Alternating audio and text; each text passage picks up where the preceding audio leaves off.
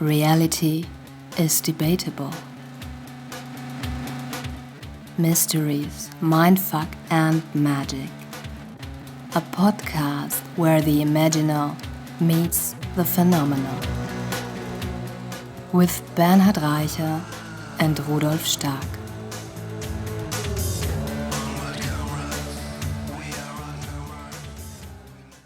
Welcome back to our show, Betsy Pool. Thank you. Thank you. It's great to be back with you guys. Yeah, it is indeed. Yeah. And we will talk about the music of the plants. And for the special occasion, we don't have whiskey today, but a very special brew of myself. It's called Witch's Flight Petrol. That's how you call it, yeah. Witch's Flight Petrol. Yes, yeah. Well, that's a very... Am I sprouting wings or a broom at the end of this? Most likely both. Okay. So it's a very direct translation from the German word Hexenflugbenzin. Yeah. Hexenflugbenzin. Yeah. Exactly. Okay. And there are many ingredients, but the most important ones are mistletoe, henbane, and mandrake. So that's for our German listeners, Mistel, Bilsenkraut, and Alraune. Yeah, I'm a bit frightened right now. I've never tried it before. Okay, so... It's very subtle. So if we subtly begin to speak in tongues, you'll know what's happened. Yeah, the plants are speaking through us. Yes. Okay. Yes. And the plants will speak through us, in fact. Oh, yeah. I'm looking forward to it. So we'll have Glad to have you here. A small... Enjoy. Cheers. Cheers. Oh, and cheers here. Cheers. We also have a listener here. We do have a listener here. Huh. It really smells like honey. So, I mean, it's. I'm not sure if that's to ease your way in, but... Trick your way in. Betsy just blessed her drink. I actually did a Damanhurian purification. A purification, of my not a drink blessing. Okay. To bring the drink into resonance with my frequency. I see. So Okay. So the wings you're sprouting will be yours. exactly. Okay. Yeah. I should do that too, maybe.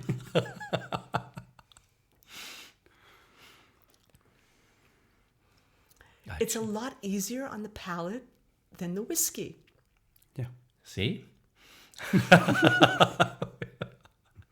I had my virgin whiskey experience the last time I was with you. Yeah, So- that was great. Maybe we should... That was... You didn't really like it was a great interview. We talked about your life, your alien abduction experiences, your way to Damanhur and Tamera, and many other things about the- cosmic stories, the importance of stories, because you're a storyteller. And today you will tell us the story about the music of the plants. So we've gone from the galactic to the terrestrial, Yes. although plants are not entirely terrestrial. So maybe what will come out through this particular concoction that you've made will be the connection between the terrestrial and the galactic through the plant world. So that's our slogan, follow us to the world between. Well, here we go. Okay. It's very bitter on the... Yeah, that's the many herbs that are in it. I don't encounter it as bitter. It's interesting. For me, it's just bitter. It's Wow. like an initial soft sweetness, and then it's just bitterness of nearly medicinical... what's the word? Medicinal. Medicine, yeah, sorry, yeah, exactly. All right, so I'm going to go slow on this, just in case I'm not able to speak properly by the time I finish it. But Maybe I should tell the story because the very... no, you're not frightened, but you're very...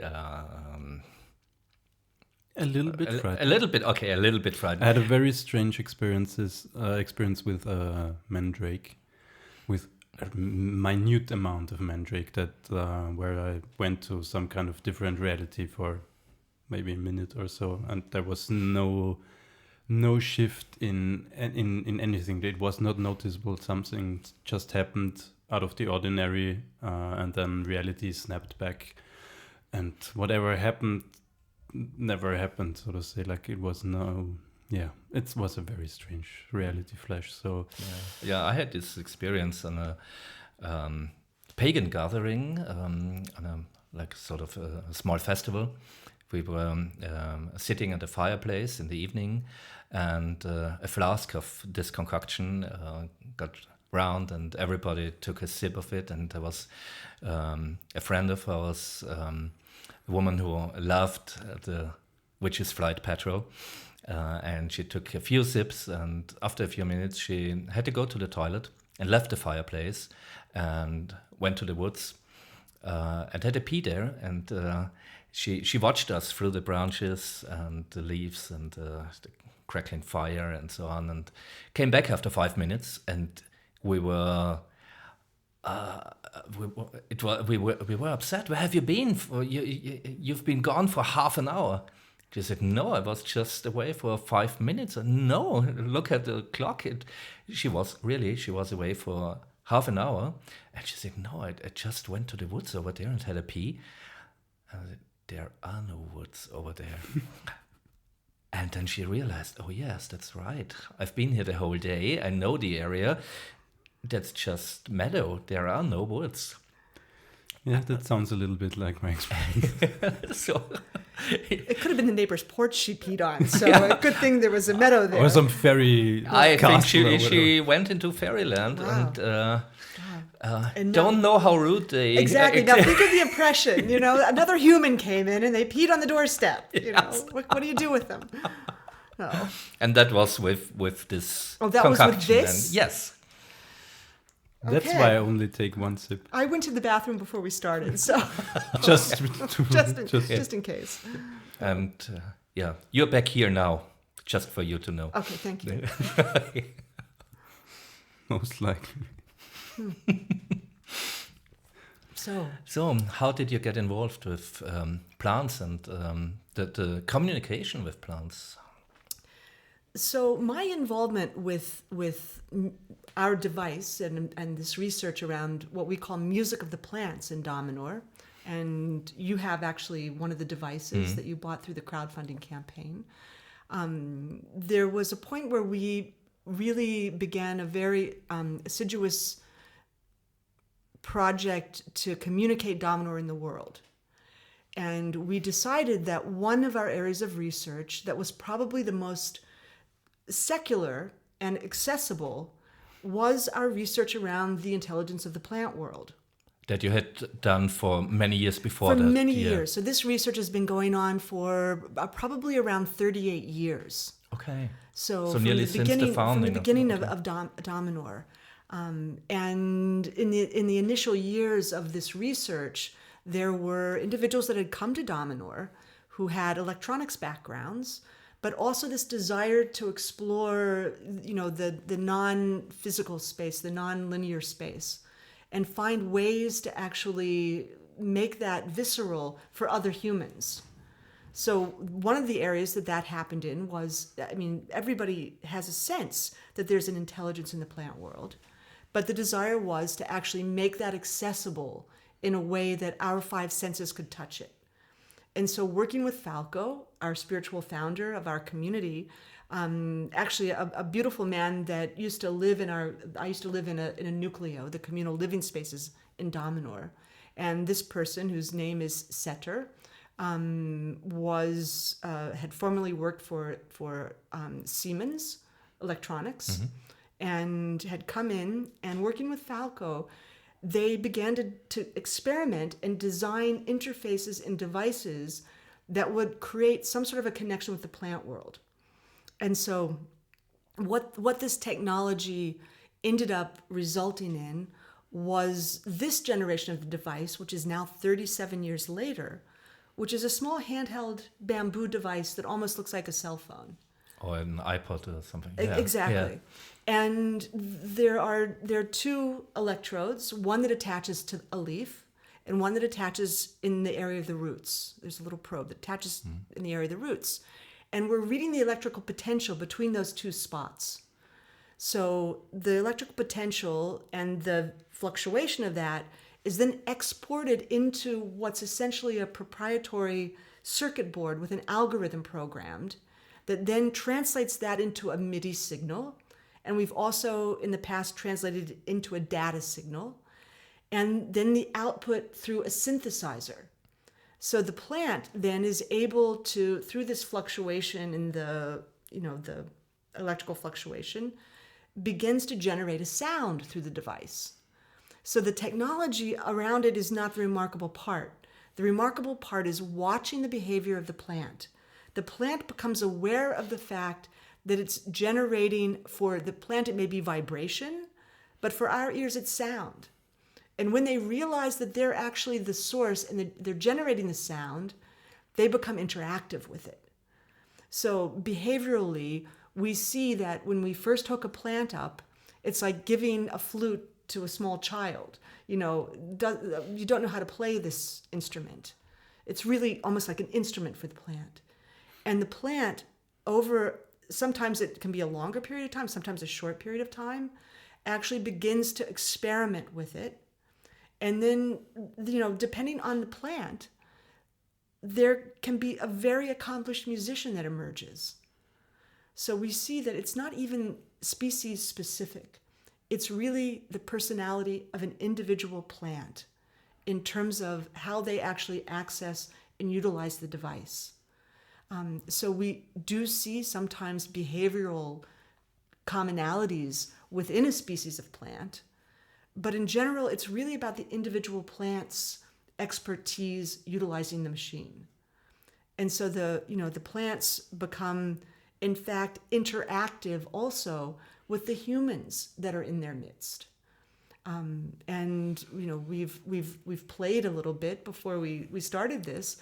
You had your device, I brought a device, and we played with two plants that, from my perception, appeared to be communicating with one another through this. Yeah, up until now, I only had one device at my hands, and I only had the opportunity to give voice to one of the plants, and now they heard each other, and it was like a call and response. Exactly. They started to ping each other. Yeah. One just sent out one signal, just one beep, and the other one reacted with one beep, and Right. back and forth, back and forth.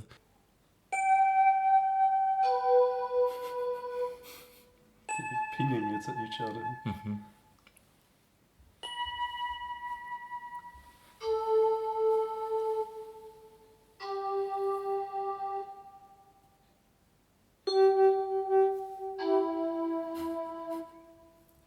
And when we first hooked up your mugwort, the mugwort was actually running a scale and sort of, seeing kind of how high it could go on the synthesizer. We will just include some sound bites. Yeah, we will edit it in. Yeah. Yeah.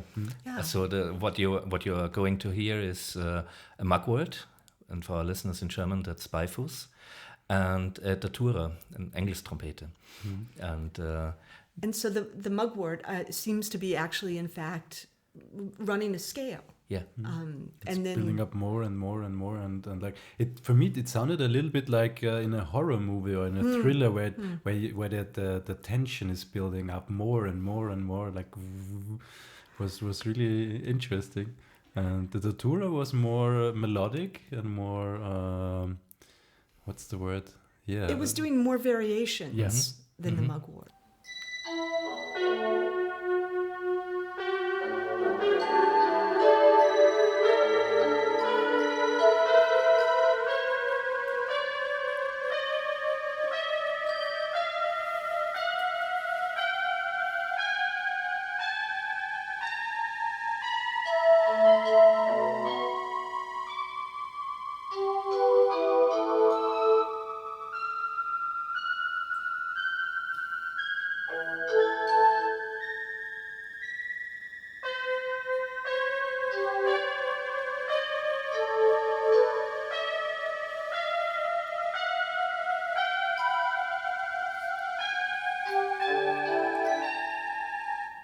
And that's interesting because this morning I had the mugwort hooked in, and I just left it alone for some minutes, and it started to play like a symphony.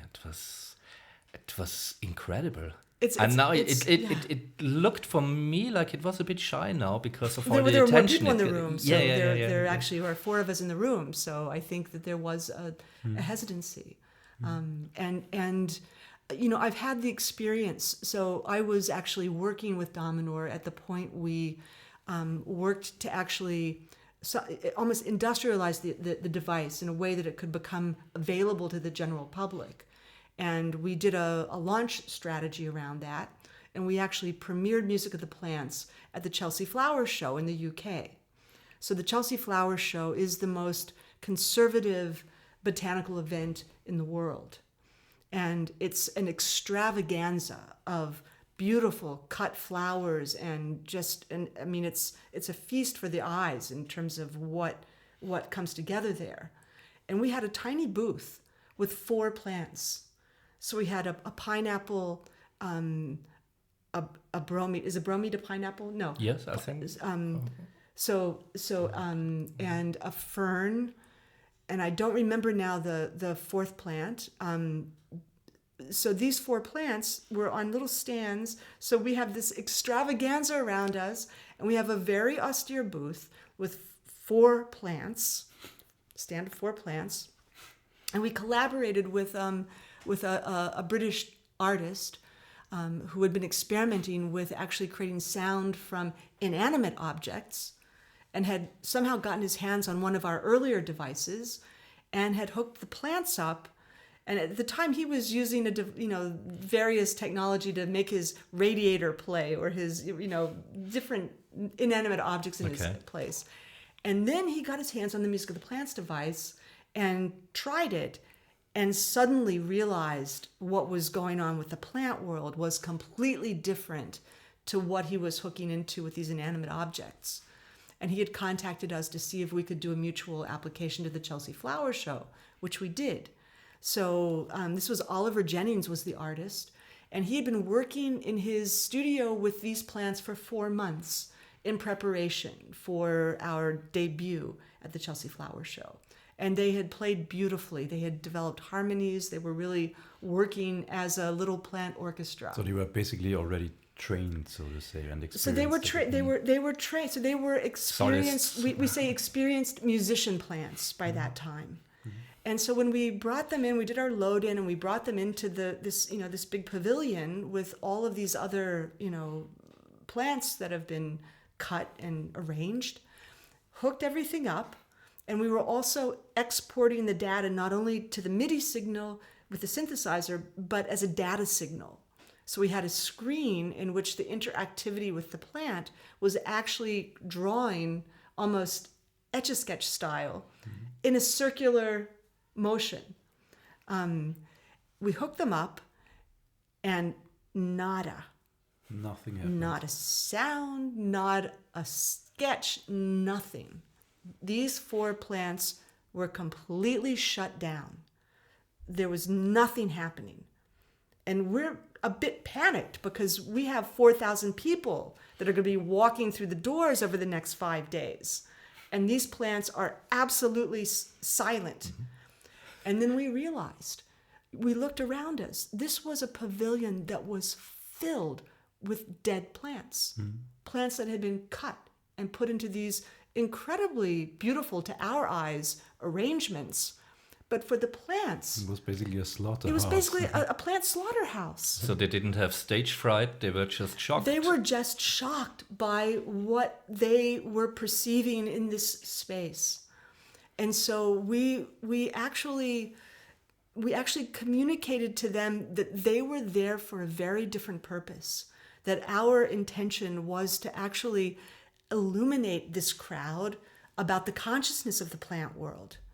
And then one of my colleagues actually did pranatherapy on each of the plants. And after the pranatherapy, very tentatively, they began to play again. But it was such there was really this sense of, yes, we were this team of humans coming into this, but our collaborators were these 4 plants. And it was like working with four actors who were stepping onto a stage to share their intelligence in a way that most humans had not ever experienced before. And we saw behaviors emerge over the next 4 days. You know, one plant always greeted people when they stepped onto the booth. The fern would only play when the other plants played. And if you think about it, I mean, you know, I'm looking straight ahead at a sequoia poster, and you see the ferns on the poster. They're living in a community of other ferns. So they're used to being in a community. So the fern wouldn't play solo, would only play in collaboration with others.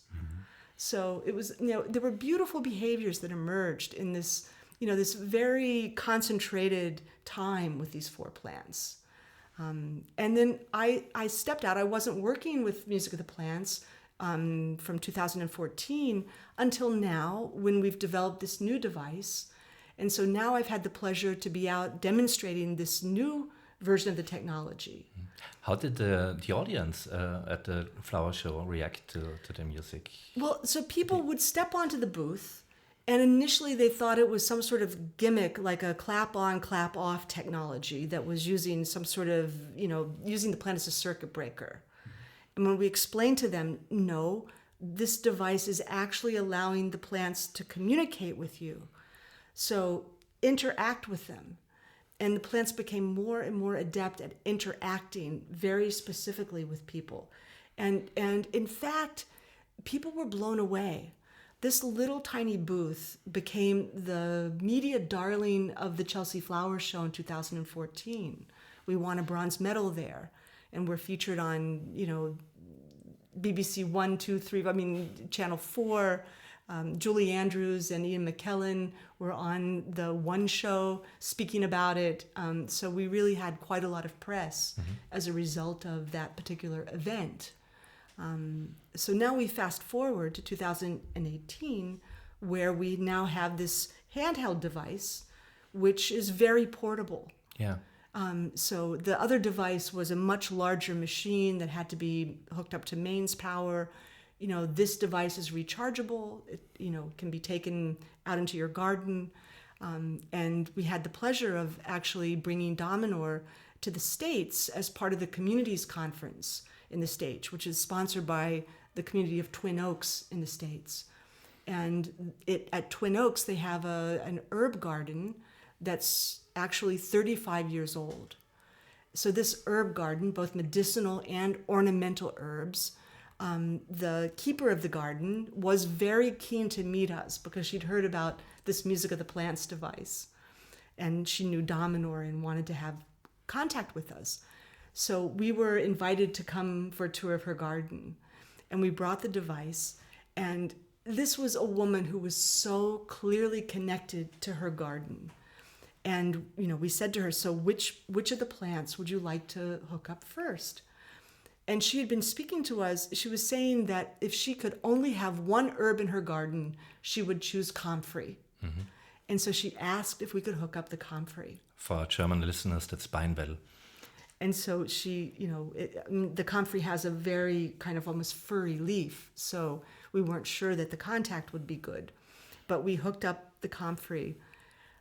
I mean, I was almost in tears. What came out of that beautiful comfrey plant was a symphony. I mean, it was melodic. It was incredibly beautiful, and I'd never heard a plant hooked up for the first time play like that. We subsequently hooked up a ginger plant in her garden, a bamboo plant. I mean, we hooked up a variety of different plants. Every single one of these plants had its unique sound, but it was so clear that this garden was well loved and, you know, resonant with actually communicating in this new way with its keeper. So it was really a very beautiful experience to be able to take this out on the road in that way. And I love it that you published this work in the form of a crowdfunding campaign. Exactly. Because you involved the community. And how easily did it get funded?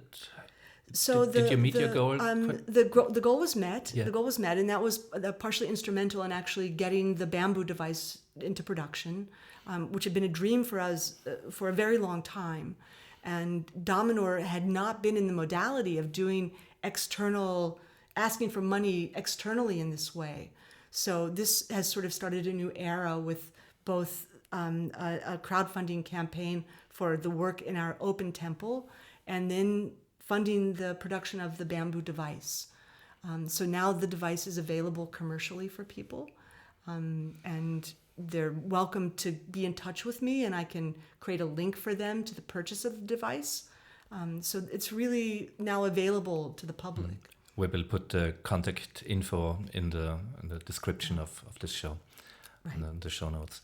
Yeah, and I remember that I got a CD, the music of the plants from Damanhur, like 14 years ago or something Yes. like that. Yes. You did concerts with the plants. We did concerts. We did concerts in our sacred wood in our forest, so with the trees. So there were a number a number of CDs available, also available on SoundCloud.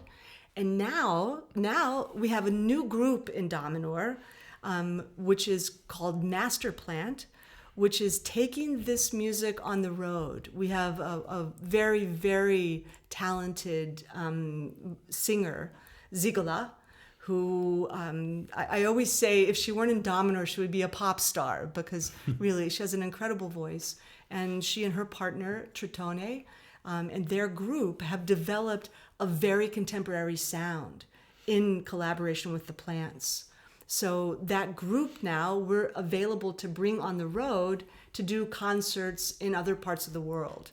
And we're planning actually a tour to the west coast of the United States. They've just come back from a tour in Spain.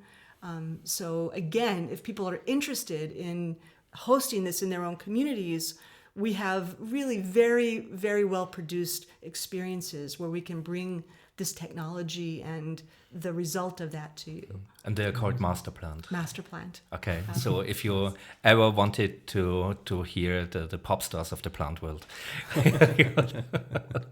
what plants are they playing with? I think they're playing. I mean, wherever they go, there Okay. are different plants locally. So they're, I see. Yeah. I see. I mean, they're traveling internationally, so they Yeah. can't actually bring plants with them. Yeah. So they're reliant on actually working with local plants. Mm-hmm. It's like picking up your local musicians in your For a jam your tour. session. Yeah. Nice. Yeah. Great. Wow.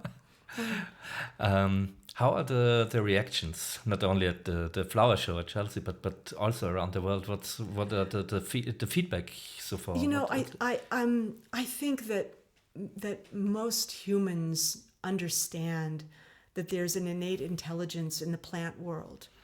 And when it's actually made so visible to them, it's tapping into something that they know is true to begin with. So it's almost a relief to see it confirmed in such a profound way. So there's for many people who come to Damanhur, I'll often hear, one of the most profound experiences for me was the contact with the plant world that happened. This was before we had devices that were going out to the public in this way. So now I'm finding that many of the people I've helped to buy a device are actually presenting and doing presentations in their own communities now. It's so, once you begin to play with this and have this experience of being in an interactive relationship with plants, you really want to share it with others. And you can bring it on your next picnic, so that you've got a soundtrack Bring it on your from the picnic. trees surrounding you. And it's not just about entertainment. Of course. We have seen a level of intelligence coming from the plant world, and there are some places that are doing research around this, but we've seen healing experiences with the interactivity with the plant world.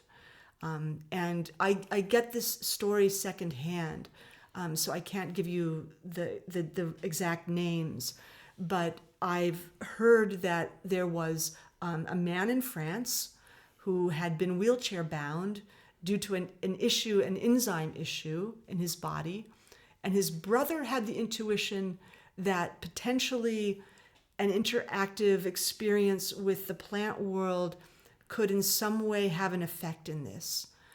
And what I've been told is that the brother had purchased the device and had set up sessions with his brother for certain hours each day for 4 months.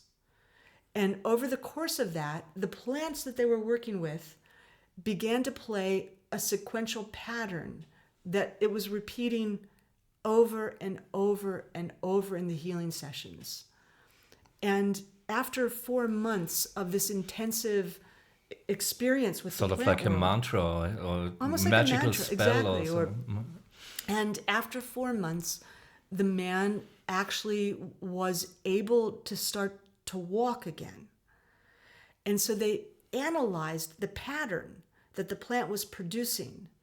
And when they analyzed it, they discovered that the pattern corresponded to the molecular structure of the enzyme that was missing in the man's body.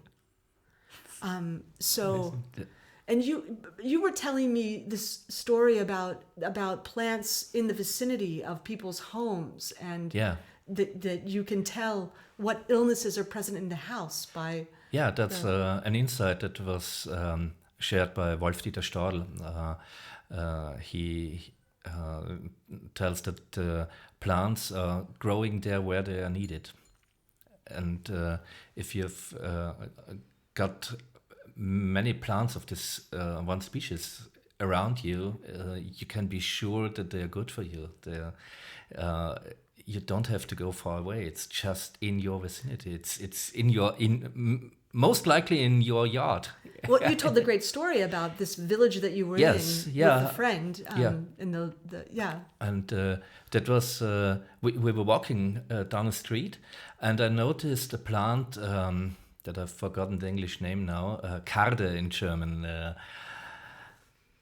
I have no idea. Tall stalk with a very spiky flower pod at the top. They were used as a comb in olden times for combing wool, because the spikes are very hard. So that must be where carding wool came from, actually. Maybe, yeah. And Stadl found out that it is used or it can be used to heal Lyme disease. And as we were walking down the street, I noticed many of them, and I asked my girlfriend at the time, do you know, maybe are people living in this street that have Lyme disease? And she said, how do you know that?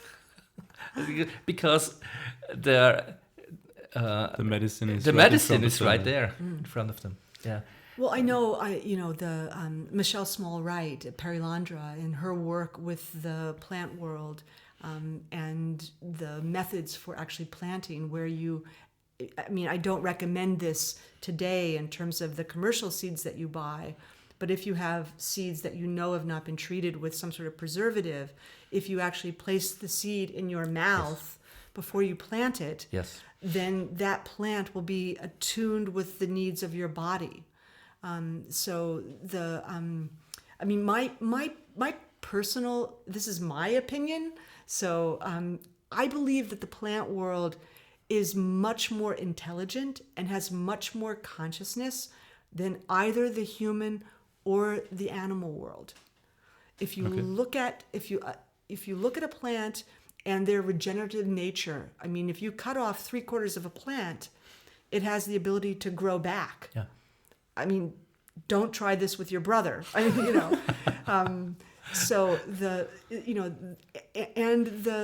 interconnectedness of the plant world rivals any kind of internet or interconnectivity that we as humans have.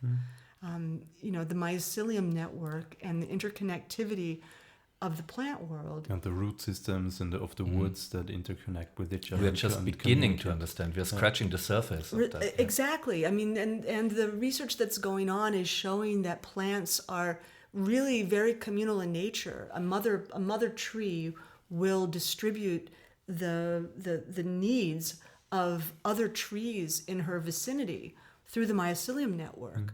So when there's an area that's in trouble, and I think it's what's the substance? I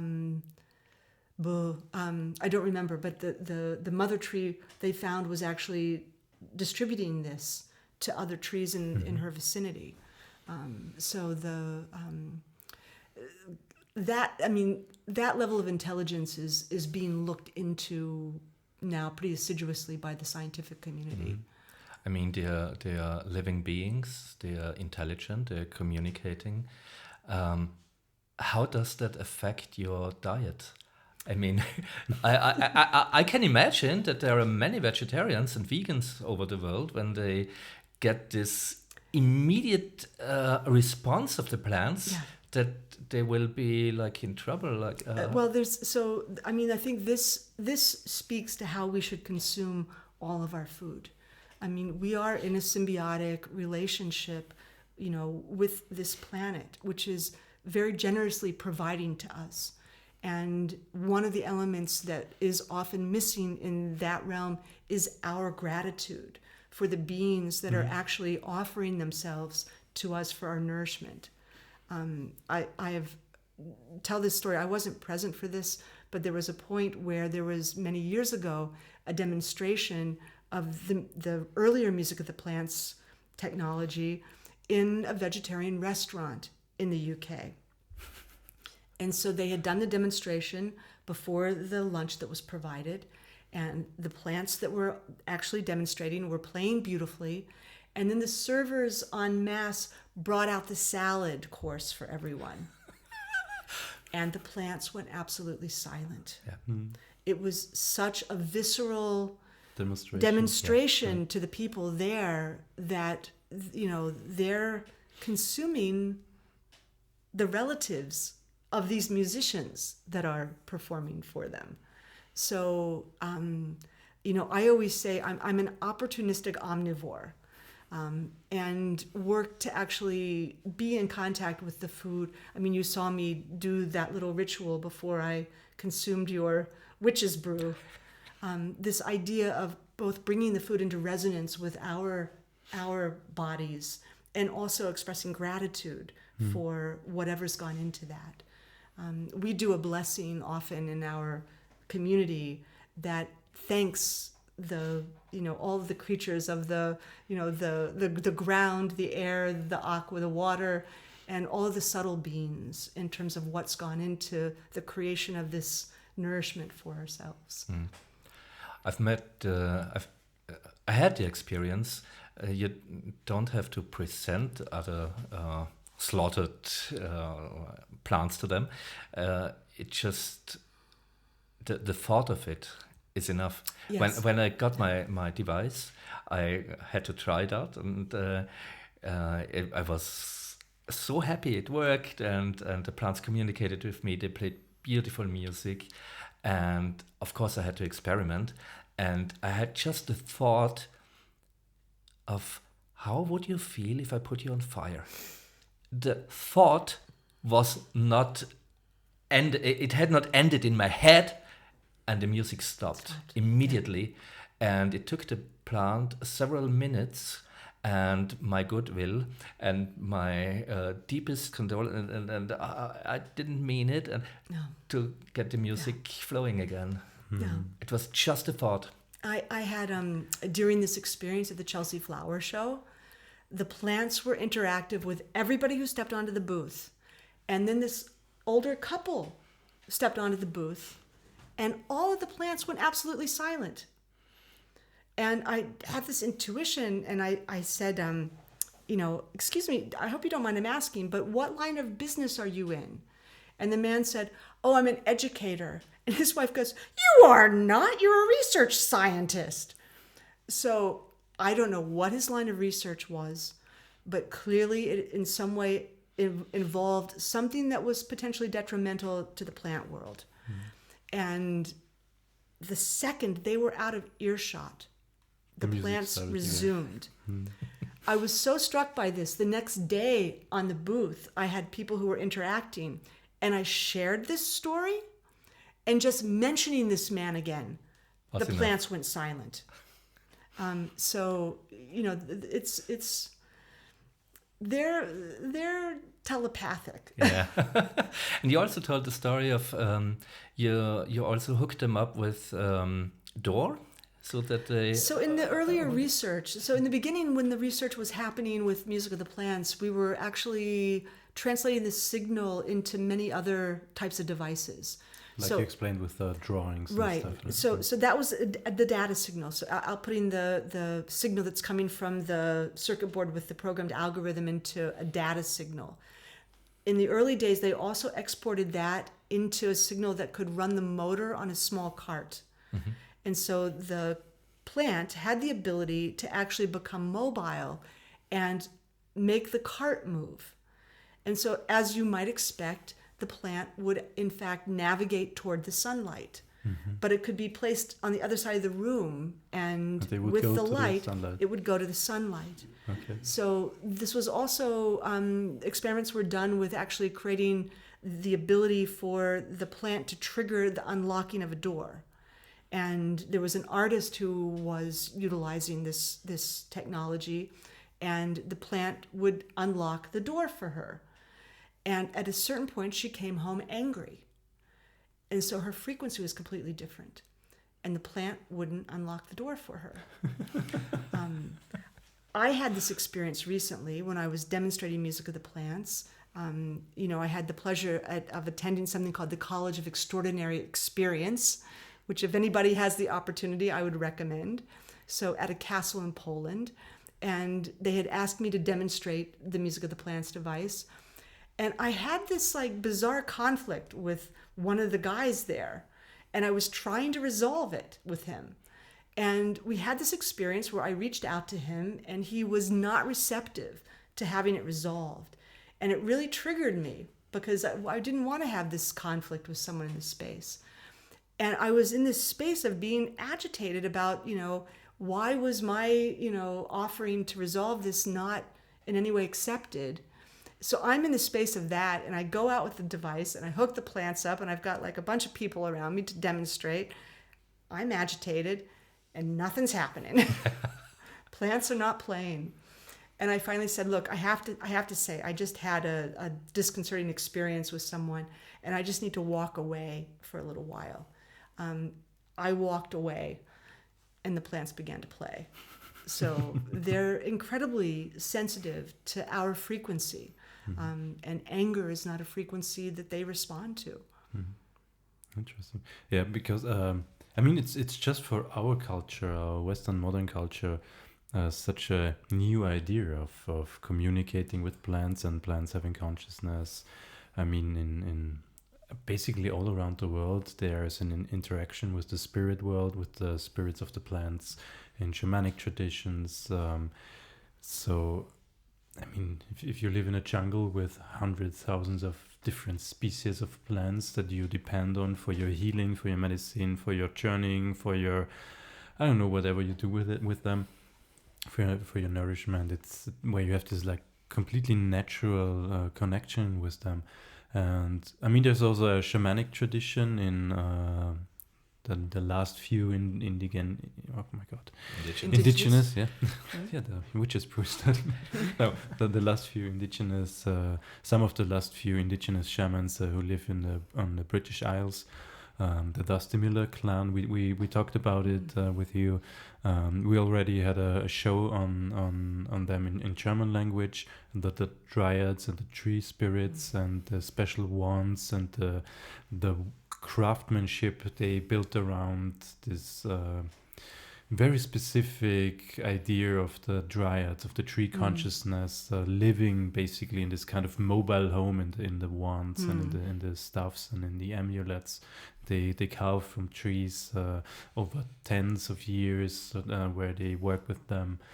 And it's a tradition that goes back thousands of years in this family tribe. And it's amazing what those it's not devices, what those consciousness can do when you carry those wands with you. We experienced amazing healing experiences Weather with magic. weather magic. It's amazing tools from magic. Even Terry Pratchett, one of the most famous fantasy authors, he was quite he was friends with the old Dusty. yeah, he was very included in the English occult culture. So a lot of the figures in his books reflect one or a collection of different people who were active in the British magical community. And so he was very a good friend with Dusty Miller the 13th. And he also had one or two of his wands always carrying with him. You were generous enough to share your sacred living wood. LiveWood. LiveWood. Yeah. There's definitely a completely different frequency around it. Yeah, and so that's the last remnants in Western culture of that. But as Rudolf said, indigenous people all over the world, they are aware of the spirit dimension of the plant world. We just in early September I was in the United States with my colleague Formica Coriandolo, and we had the pleasure of being at the launch of the Original Caretakers tour, which was a collaboration between the Kogi elders from Colombia and the Otomi elders from Mexico, who were on this tour to actually activate certain sites in North America. And the Kogi elder who was there was unlike any human I've ever met before. And the Kogi Mamos, they're known to be, the mothers are known to be carrying a mama when they're pregnant. And the mother of the mama gives birth in a cave. And in the Kogi tribe, this particular tribe, they're in the cave for the first 19 years of their life. They never see They the sunlight. don't see sunlight. And they're not considered to be human. They're considered to be of the sun. And so they're in the cave for that time to find the frequencies of this planet. And the Kogi Mamas, the Kogi men, all carry these gourds with cacao leaves. And so the cacao leaves and lime, they are constantly ingesting. So they're always in this state of being tuned into the frequencies on the planet. It was really an extraordinary encounter to be in the presence of I think as white Western people, we think of ourselves as walking on the planet. Yeah. And, we also think of ourselves as I. And these indigenous people don't, even in their language, have the word for I. They're not separate from one another or from the planet. They're part of the planet, as are we. But we just we don't recognize it. We've forgotten it. And, we're not raised with that consciousness. So it's not something we can just adopt. To embody it is a process, I think, that is not supported in the Western world in the way it is within these tribal cultures. But the music of the plants could be a way to reconnect with the plants. I think, we often wear eyeglasses to assist our ability to see. The music of the plants device is like eyeglasses for the ears. We all have these senses that we've lost. And one of those senses is the ability to communicate with the plant world. We speak in Damanhur about 4 mother worlds. One of those worlds is the plant world. And part of the reawakening of humanity, the becoming conscious again, is actually recreating that connection with the plant world.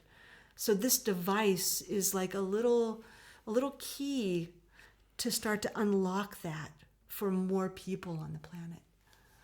Beautiful.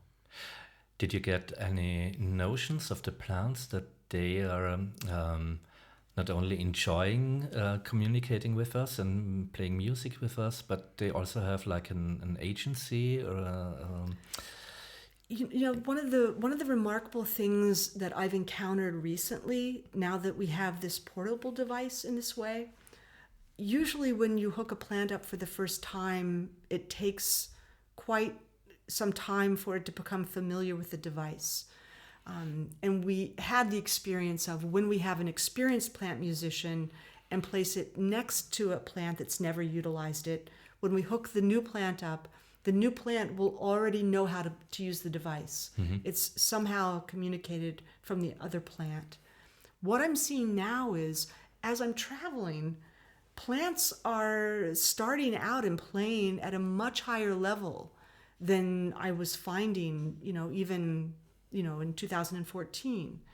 So as there are more of these devices that are out, and there's more consciousness about this intelligence of the plant world, the field is getting stronger. The field is getting stronger. So the experience we had at the garden in Virginia, the herbal garden that I shared with you, I've never seen that level of virtuoso playing coming from the plant world on first look, as we were seeing then. And I also think that's part of, this field that's growing. I mean, like Gordon White always likes to put it with ayahuasca, Mama Ayahuasca. Ayahuasca is a spirit on a mission. Maybe that device might help realize that, or help the interaction of all plants realizing, or us realizing that all plants might have a mission, and helping us reconnecting with the world. Yeah. There was a point when we were initially trying to understand how to bring this technology out in a way that could be more accessible to more people. We have a spiral in the sacred woods in Damanhur, and the purpose of that spiral, in walking it, is that it will help you to change your logic. So I'm thinking about how to put this into the world, and I walk the spiral, and what comes to me is you have to look at this through the logic of the plant world, in terms of how you bring this to the world. So that sort of shifted my thinking about how initially we would market this device. And I think creating this accessibility with this smaller portable device, it's like there's a mycelium of smaller devices growing right now. So it would, I encourage people, if you're interested in this research, to contact us and have one of these in your own garden. For me, it took me quite some time to adopt to that kind of thinking in my magical work. And what really kicked it off was I was traveling in Europe, visiting a friend, and he's very experienced. I wouldn't call him a shaman because that might be appropriate, but he was very interactive with plants and with psychedelics, and he invited me over, and we did some experiments with DMT, with smoking DMT. And there's the idea of Changa, where Changa is a form of working, or like ingesting DMT, where you sprinkle DMT onto some leaves or plant material. And so you don't smoke the pure DMT, you smoke the mixture of the DMT with whatever minute sprinkles of leaves or whatever plant you want, you might like. And we started to experiment because it was a country where it was, half legal to work with DMT. So we had the opportunity to really experiment with it over the course of several days. And what was the most amazing experience for me was that whatever plant material you sprinkle the DMT on, and we were talking like milligrams of plant material, not so like way beyond biological reaction in the body. Every experience was different. It's like when you smoke DMT purely, it's just you're kicked into hyperspace naked. And when you smoke DMT sprinkled on different plant materials, you always enter a similar hyperspace depending on the plant. Interesting. So every experience with lavender is the English word. It was a very always nearly a Salvador Dali kind of world and surreal, pinkish, surreal worlds, and the chamomile had a completely different feeling. We always also sprinkled it on kapi leaves, which is one of the main ingredients of ayahuasca. This is the main spirit in the ayahuasca. And suddenly I was sitting in a jungle world, and they worked relatively well. You could recreate them, those experiences. So you would always end up in some kind of a jungle setting, independent of the person, even knowing that might be happening. So we tried to somehow blind test that, and it was really amazing experience. That was the first time for me really experiencing that it's like looking into hyperspace through the mask or the filter of the plant, and being really interacting with the spirit, and like the spirit showing you its part of the hyperspace and its experience of the hyperspace. I mean, it's like the guide to hyperspace. Yeah, I mean, it's a great example of how interconnected reality is. I mean, I think that's the beautiful piece of that. And that was for me like what's mind-blowing, and also like shook my world a bit, because I was still although having done magic over quite some years, I was still living in a relatively materialistic world, and not really thinking about animism and stuff like that. So I had some kind of awareness, consciousness, spirits and stuff. But like it is with chaos magic, you sometimes always reduce the traditions and the metaphysics and the spirituality in doing magic. And that was like my wake-up call of really rethinking my personal magic and my personal worldview. So the plant world kicked your butt. Yes. I was trying to put it nicely, but yes. But in a good way. I've heard that a few times, actually. And I'm really, really grateful for that. There are two sentences that stayed with me, also from Wolf-Dieter Storl.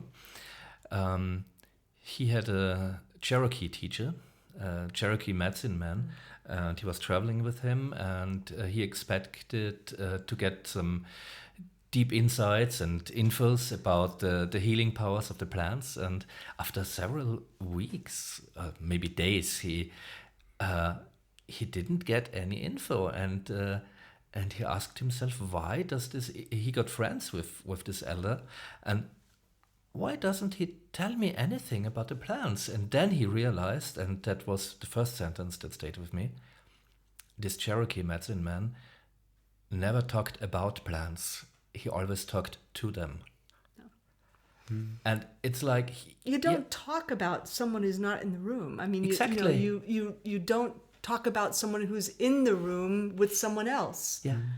It makes, I mean, this is what I'm talking about, the difference between this kind of native wisdom about how we're here compared to our Western European mindset about it. Yeah. And I'm not quite sure if it was the same person, but could well have been, that Stahl invited to Germany, to the south of Germany, to give a talk about shamanism and his traditions and so on. And he fetched him from the airport and drove with him through the landscape to the center where they had the conference.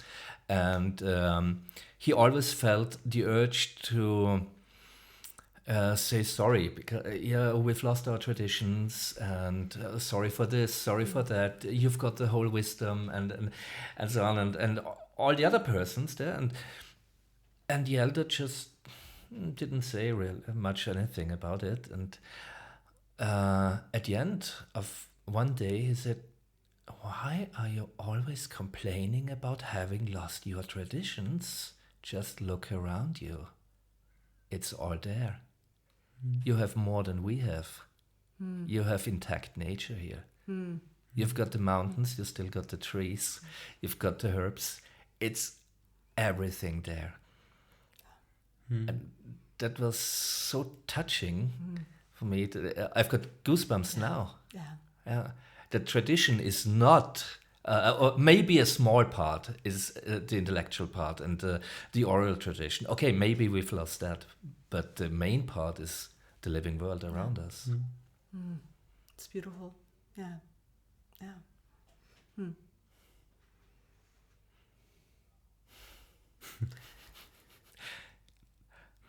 So you should ask me what's coming next. Yes. I was just about to. So that's one big part of your work. And what are you working on now?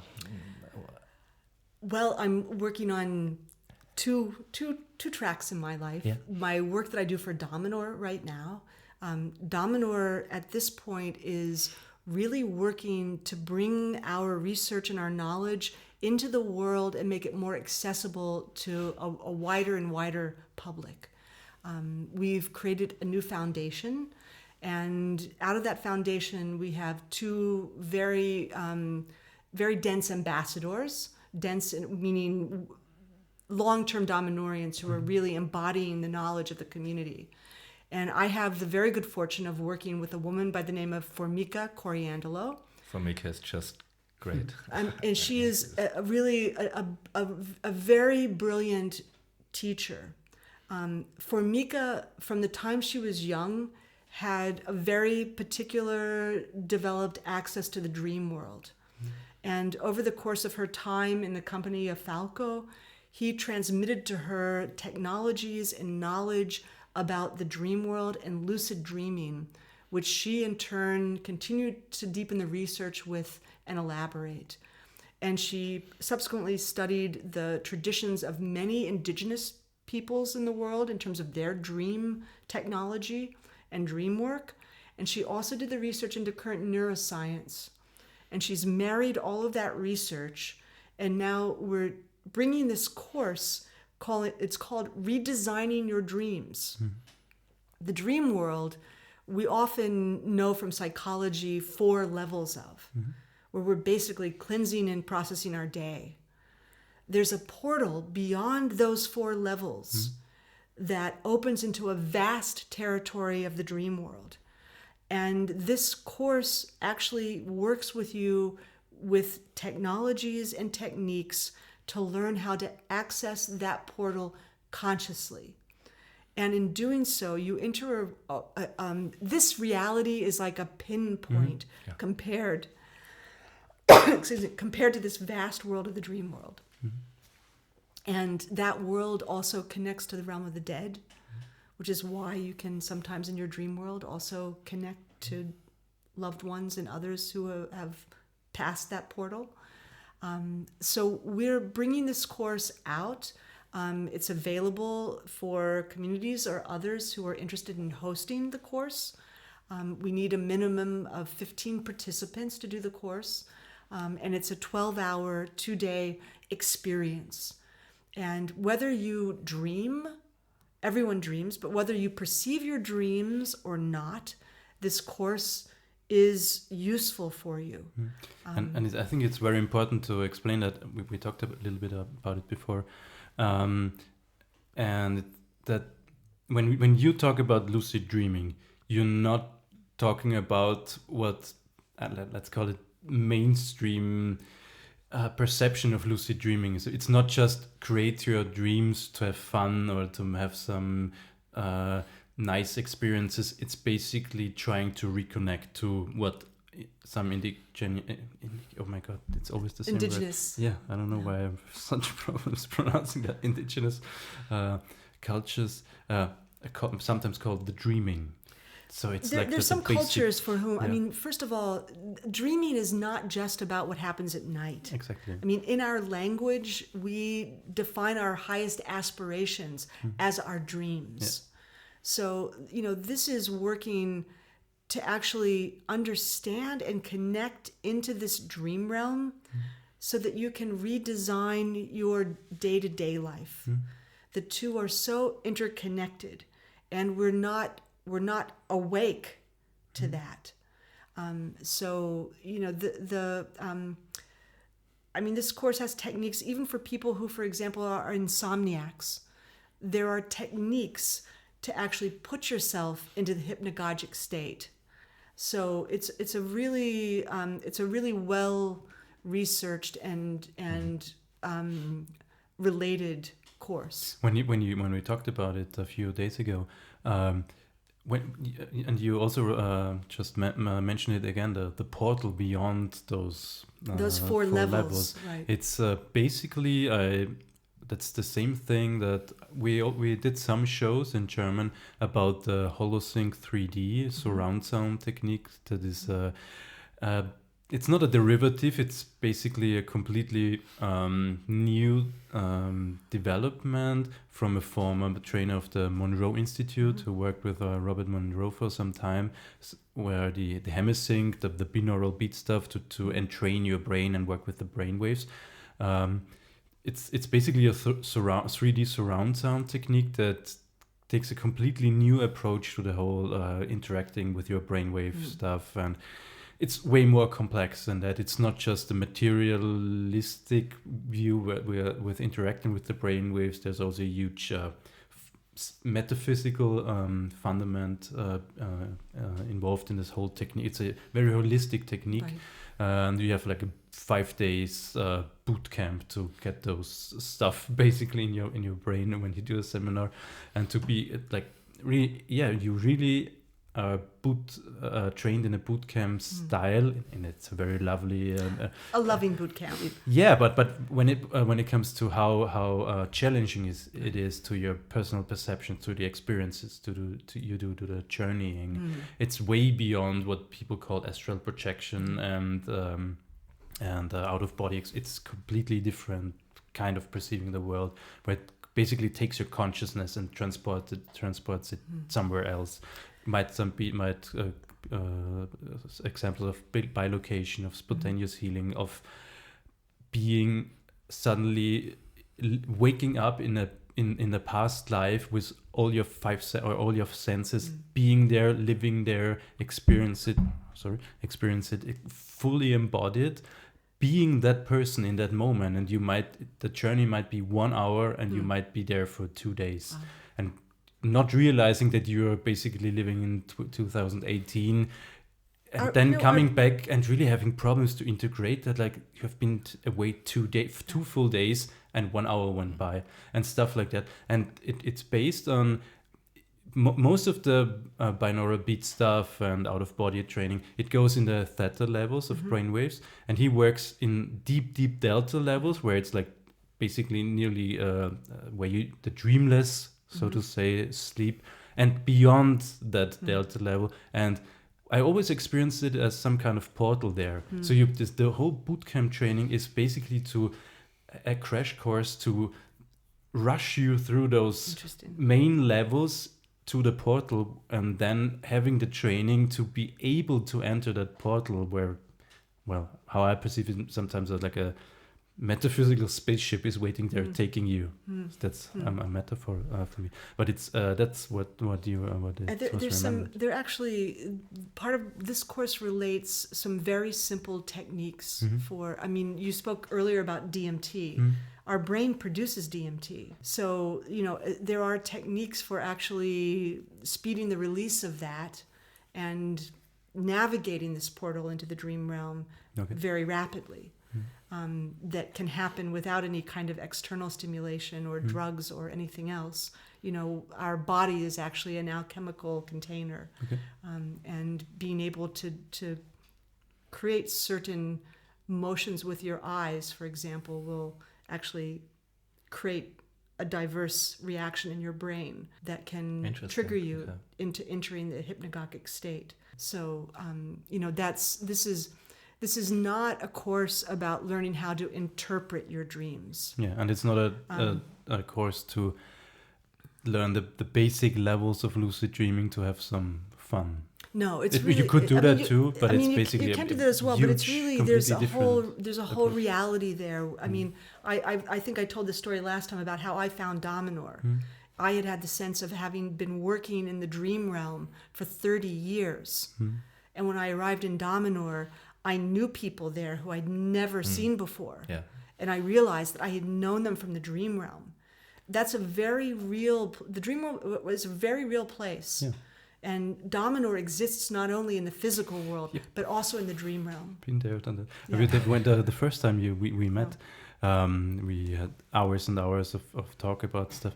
And when I went, and you told me about the Damanhurian dream realm, and I went, before going to bed, let's try it out, and I started to do some journeying and visited the Damanhurian dream world, and it was quite intense, and it triggered the most. I can't really even put it in words. It triggered the most intense experience of my life. It was in the first video we did on this show. I talk a little bit about it, and it's only a minor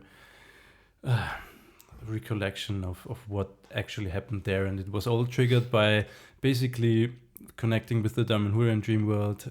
We talked about it. You basically confirmed the security system there that I'm at, and I'm still blown away what happened there. So for me, Damanhur was always a bit strange. You hear a lot of it's a cult and stuff like that, and in the mainstream media, and I learned some respect, and the more I talked with Bernhard and heard interviews about it, and was okay, that's it. And meeting you and hearing about the magic that goes on in Damanhur, and I had to rethink a lot of stuff, and then now I'm still blown away about some magic that goes on in Damanhur. It's sometimes on a completely different level of what we're basically used to. We say we're a community of 600 magicians. Yeah. And we frame magician as being a technologist who studies how the universe is constructed. Mm-hmm. So, so that you can actually be interactive with, in some way, aiding the story of humanity in this time. I just have a question concerning plants again. Do you meet plants in the dream world? And what shape or form or personality do they take there? So there's a wonderful story that was related by Falco, and it's not a story, it's science fiction, but science fiction I put in quotation marks. Yeah. On a galactic level, there's the story of this particular spacecraft that the captain of the spacecraft is a tree. I've had the experience in remote viewing of being on a craft that was beyond our concept of enormous, and going through a portal where on the craft there was all this plant life. This is galactic. The trees are antennas that are connected on a galactic level. On the solstices, the trees are actually communicating what's going on this planet on a galactic level. So in the dream realm, there are many creatures that are, again, we look at time as being a kingdom where there are time creatures. So I think trees and other plants are also time creatures, but in a different way than we as humans are time creatures. This is a huge subject that we start to open, but I think the crystal of this is, please don't underestimate the consciousness and the intelligence of the plant world. It has more to teach us than we have to teach it. And it's not just about humanity becoming more conscious. It's really about all of the species growing together in consciousness. What a beautiful sentence to leave you with. And you've got another project going on now. I do. In addition to working with Damanhur, I'm also an independent filmmaker, documentarian. I'm a writer, producer, and directing my first documentary feature, which is titled Sex Plus 50. And this project asks a very triggering question for most older women, which is what's happening in your erotic life? And we have been interviewing women from many diverse cultural and ethnic groups, asking these women, all of whom are over the age of 50, what's happening in their erotic lives. And we've done interviews with a collective of women who were all part of the Fillmore East in New York, and were also working at Woodstock, who are now in their 70s. I've interviewed an elder from the Toda tribe in India, whose tribe actually practiced polyandry until the grandparents' generation. That means that one woman has many... It means, exactly, the woman has many male partners. Yeah. And also have done an interview with a very beautiful woman from Equatorial Africa who now lives in Germany, who was part of... In Equatorial Africa, 85% of the women undergo female circumcision shortly after birth. And this woman in her mid-50s went through reconstruction surgery. So there's a vast landscape in terms of the sexual experience of mature women. And it's a subject that's actually seldom spoken about. So we're hoping to build a landscape that will not only elucidate the stories of a vast variety of mature women, but also create a platform where other women can turn to for advice, stories, encouragement in terms of continuing to embrace their erotic nature throughout their lives. So I think that's an extremely important topic to help us reintegrate sexuality, especially female sexuality, in a more healthy way and in a more profound way. So yeah, wish you all the best for that project. Thank you so much. Betsy, how can people reach you?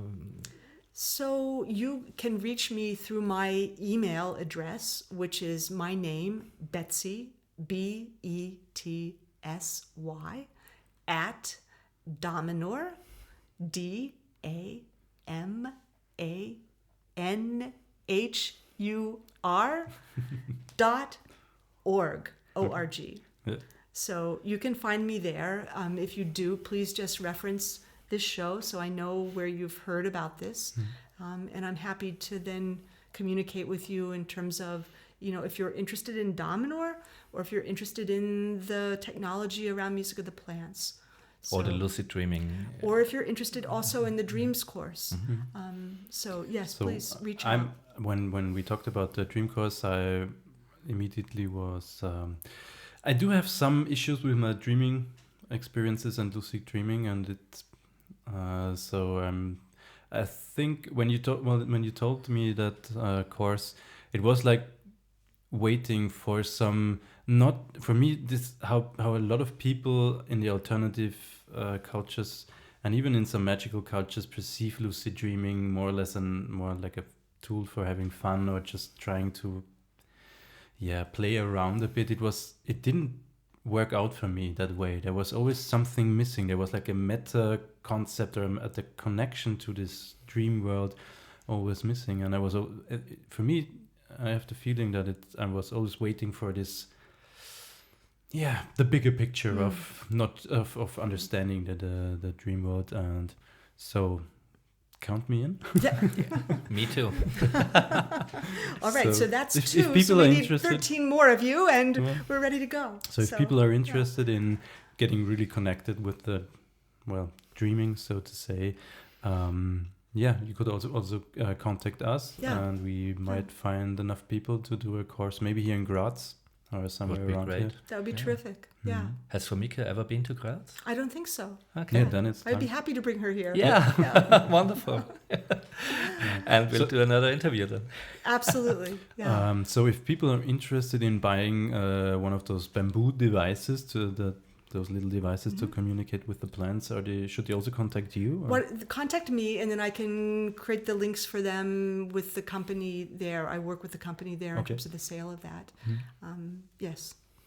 And also on SoundCloud, you can find Music of the Plants if you want to. Put a link down in the video description. If you'd like to download that. And also Master Plant and the tour if you're interested in hosting a concert with the plant world in your locality. Please reach out to us.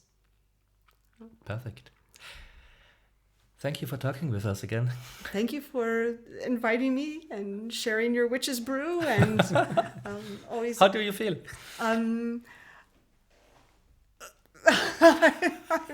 I'm still tuning into that right now. Okay. Thank you for listening, and let's end this show with some other music of the plants. Okay. Goodbye.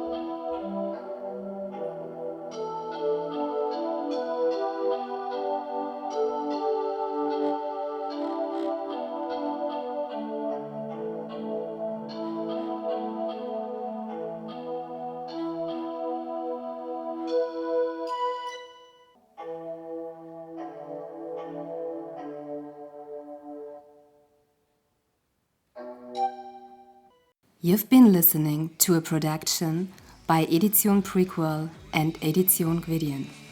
Intro and outro songs from the original soundtrack of Pantherium.